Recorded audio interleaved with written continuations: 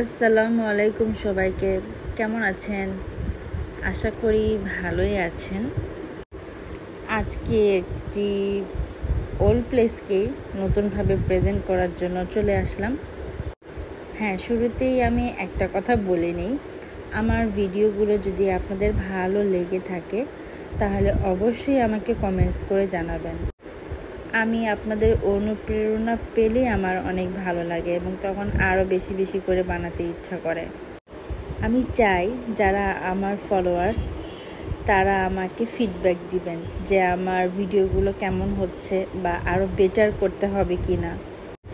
আমি অবশ্যই চেষ্টা করব আরও ভালো করতে। এবং আপনারা কিভাবে দেখতে চান, আপনারা কি ধরনের ইনফরমেশন চান, নতুন নতুন রিসর্ট ও রেস্টুরেন্টে গেলে সেগুলো আমাকে কমেন্টস করে জানাবেন। ইনশাল্লাহ আমি আপনাদেরকে সেই ইনফরমেশনগুলো দেওয়ার চেষ্টা করব। আমরা পূর্বাচলের রেইনড্রপ রেস্টুরেন্টে চলে এসেছি। এই রেস্টুরেন্টটি মেইনলি আমার যেটা মনে হয় যে অনেকের কাছেই পরিচিত, অনেকে হয়তো বা ইতিমধ্যে এসেওছেন এই জায়গায়। রেইনড্রপের পাশেই আরেকটি রেস্টুরেন্ট ছিল, ওখানে আমাদের প্ল্যান ছিল মেইনলি যে ওখানে গিয়ে আমরা একটু লাঞ্চ করব, বাট রেস্টুরেন্টটি বন্ধ থাকার কারণে আমরা রেইনড্রপে চলে এসেছিলাম। আমি এখানে এর আগেও একবার এসেছিলাম, আমার অনেক ভালো লেগেছিল। সো এখানে বারবার আসতে আমার কোনো সমস্যা নেই। আর আমার যেটা মনে হয় এখানে হচ্ছে পরিবেশটা অনেক ভালো, প্লাস আউটডোর রেস্টুরেন্ট মানেই হচ্ছে অন্যরকম একটা ফিলিংস। এখানে চারিদিকটা খুব সুন্দর করে সাজানো আছে, আপনাদের ছবিও এখানে ভালো আসবে। মেইনলি আমার কাছে যেটা মনে হয় যে ইনডোরের থেকে আউটডোর যে রেস্টুরেন্টসগুলো এগুলোতে ছবিও অনেক ভালো আসে, প্লাস আপনারা বিয়ে হোক, বার্থডে হোক, অন্য অন্য পার্টির জন্য এই প্লেসগুলো একদমই পারফেক্ট। আমি আর আমার মেয়ে দুজন মিলে আমরা চারিদিকটা ঘুরে ঘুরে দেখছিলাম। কোথাও গেলে আসলে চুপ করে বসে থাকার চেয়ে আমার কাছে এরকম ঘুরে হাঁটতে হাঁটতে দেখা অনেক এনজয় করে আমি, আমার অনেক ভালো লাগে। আসলে বসে থেকে গল্প করা মানে হ্যাঁ, গল্প তো করাই যায়, বাট ধরেন যে দুজন কাপল যদি থাকে হাঁটতে হাঁটতে হাত ধরে গল্প করবে, এটা একটা অন্যরকম ভালো লাগা কাজ করে। এখানে কিছু ফিশ ছিল, এই লোকটা হচ্ছে ওখানকারই, উনি জানে যে কিভাবে ফিশগুলোকে ডেকে আনতে হয়।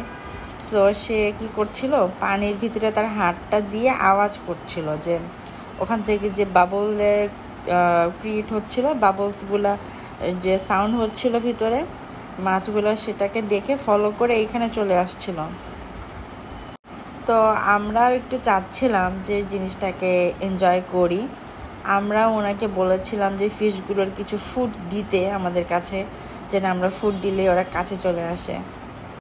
আমি যেটা চাচ্ছিলাম আমরা দুজন যে আমার মেয়েকে আমরা দেখাবো, ওকে দিয়েও একটু ফিশগুলোকে খাবার দেওয়াবো, যে কিভাবে খাওয়াতে হয়। এটা একটা নতুন এক্সপেরিয়েন্স, যেহেতু সে যে শিশু, তাকে এখন অনেক কিছু শেখাতে হবে, জানাতে হবে।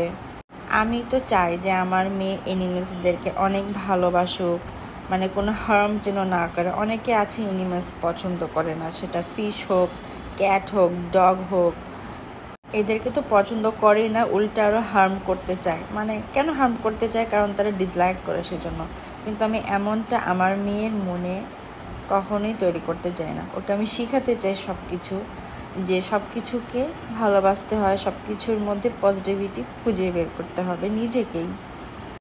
এই যে দেখুন, আমরা ফিশের জন্য কিছু ফুডস নিয়েছিলাম, সেটা আমার মেয়ের হাতে দিয়ে আমি ওকে বুঝাচ্ছিলাম যে ঠিক এভাবেই ফিশগুলোকে খেতে দিতে হয়। ও অনেক এনজয় করছিল আল্লাহর রহমতে। এখানে আপনারা বেবি নিয়ে আসলে আপনারাও এভাবে ফিশকে খাওয়াতে পারেন। ফুডগুলো অনেক ডেলিশিয়াস ছিল, বাট আমি যেটা দেখেছি এখানে রেঞ্জ অনেক হাই। আগে এত হাই রেঞ্জ ছিল না, যখন আমরা ফার্স্ট টাইম এসেছিলাম তখন রিজনেবল প্রাইসেই ছিল ফুডসগুলো।